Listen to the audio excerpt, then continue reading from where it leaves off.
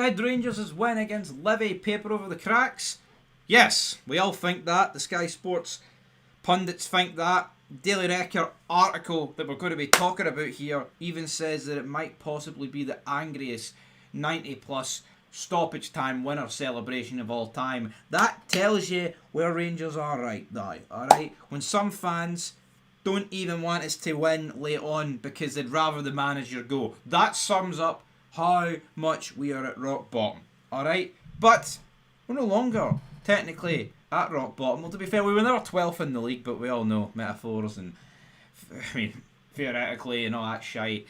Being 11th is horrendous. We're 8th, I'm not going to celebrate that. Alright, we're above Stephen Presley's Dundee and the two newly promoted sides. And I don't know what Jimmy Teeland's doing, alright, up Aberdeen, but it's not good, whatever it is. But let's hear what the pundits had to say post-match. Tell you what, Andy Halliday getting stuck into St Mirren saying, all they need's a cup run, but, don't be getting that much longer. And Boyd's like, they're going to clip that. Brilliant. I like that. Bit of banter. I mean, no, forget banter, right? Even though it was a bit of banter. Do we not admire that for Andy Halliday? Right? Actually saying, we're going to beat them. I know it was a bit of a joke, right? Bit of a joke. But he's actually said, we're going to beat them. It's not going to last much longer because my team's going to beat them. Actually backing himself. For how fucking long do we, if we put up with, managers and players, we take each game by game. It's a marathon, it's not a sprint. Here he is. We're going to beat them. They're not going to have anything to cheer about after that cup. There'll be no cup run. Brilliant. Right? I like that for Andy Halliday. But obviously, Rangers did win. And the fans were still chanting for the manager, get to fuck. Which I'm in total agreement about, by the way. I mean, there was also Livingston fans chanting, Russell Martin, we want you to stay. I mean, all 5 of them, but fair play to them, nonetheless. But Mo Silla's leveller looked like it could have got Livy a point, but it didn't.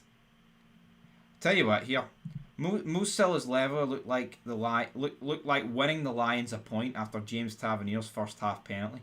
After James Tavernier's, that implies that James Tavernier's goal was a penalty. It wasn't. It was a volley. So again, Daily Record here spewing absolute shite. But this is what Kris Boyd had to say regarding the victory, and I quote: Rangers in the first half should have been out of sight. Second half they stopped doing what got them success in the first half. They went back to tippy-tappy, playing it around, touching the ball, but really got going nowhere. All of a sudden, Livy get the goal and get a lift. They ask questions of Rangers again. James Tavernier ends up playing 3 or 4 positions. They're trying to move the whole thing around. Russell Martin says he's going to stick to his principles and his game plan, but as soon as there's that moment of need, everything gets shuffled about. End of quote. I mean, the first half was better than the second half, right? I'm not going to say I dispute that, but I mean, he says we should have been out of sight in the first half, right? I get it. We scored a fine goal. The Tav goal's good. We had an offside goal, but again, it's still not offside. What was it? Handball, right? And the penalty, right? Misses the penalty, but at the same time, Stevie May had a great opportunity and Butland saved it. And there was a few other moments of brilliance for Butland and Livy guys for corners and set pieces where they could have done better, right? To say we were out of sight, I agree. You could have won it 2-0, right? The first one, you don't win half. Well, Code the Philp, come on, you do. But to me, you don't. Could have been leading 2-0 right at half time. And I think it's game over at that point. Which you could argue is out of sight. So maybe I do agree with Boyd there. But I think it's a bit unfair on Livy to say we should have been out of sight. It's a weird one. Boyd then went on to say, listen, it's a result for Rangers, but it's papered over the cracks. Let's not be kidding. Everybody tells us this place is a fortress. Livingston, the season before they went down, they were average at best here. Yeah, they were good in the Championship, but they're a team that's been promoted, and Rangers are leaving here with a 94th minute victory. It's still not good enough for Rangers Football Club. It's not going away. The fans will be delighted that the players have managed to find a way to get 3 points, but that's it. You can tell when that winning goal goes in. The first song that Rangers fans go to is towards Russell Martin and wanting him removed. It's a relief, but it's papered over the cracks. End of quote. Totally agree. I mean, we're going to be running out of paper soon. Want the cracks opening up. Andy Halliday said they made it difficult for themselves because they never got to play to their strengths or did what got them joined the first half. It took 20 minutes for Rangers to realise where the space was. They seemed to forget that at half time because they reverted to type. Everything was short and allowed Livingston to hop on any short passes. They were pressing in straight lines. It wasn't until Rangers ended up just throwing caution to the wind with every attacker on the pitch that he started to look threatening. The goal comes from a set piece at the end. It's huge for Max Aarons. He's really had a tough time and it was flogged into a difficult situation today. but he's the man that pops up with the good at the end. End of quote. I mean, I tell you what, man, daily record. I mean, not being able to can't spell can't spell flung. I said flug because that's literally how they spelled it, but obviously they meant flung. What did McFadden say? McFadden said, and I quote, Russell Martin is stuck on the stylist formation, albeit he's tweaked his midfield, but he's going to play his way until it's 1-1, until you're 1-0 down against St Mirren. He's going to throw caution to the wind, put as many forwards as he can, and hope to get a result.